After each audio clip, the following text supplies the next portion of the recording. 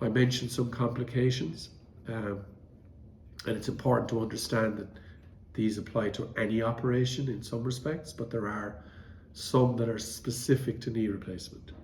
So we talk about a risk of infection, and by that we don't necessarily mean a skin infection that needs an antibiotic.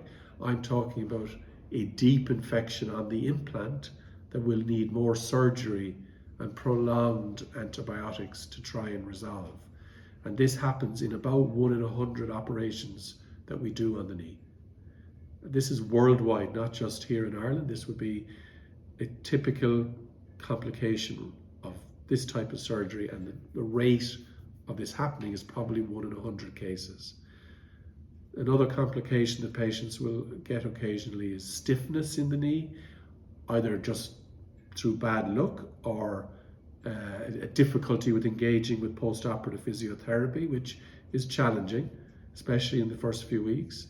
And that kind of stiffness can persist and can sometimes require a manipulation of the knee to assist the physiotherapist at around the 12-week mark if progress isn't being made.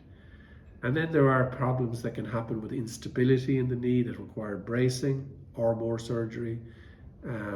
Fractures that can happen when we hammer the implants into your bone that may require a prolonged operation and restricted weight bearing afterwards.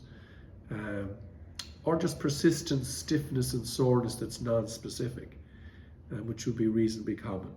And then the medical problems that can happen with any operation, like a clot in a vein in your leg, a clot that migrates to your lungs, heart attacks, strokes, you name it, it can happen. But if you put it all together, about 10% of patients are unhappy with their operation, and half of them have an identifiable, usually treatable complication.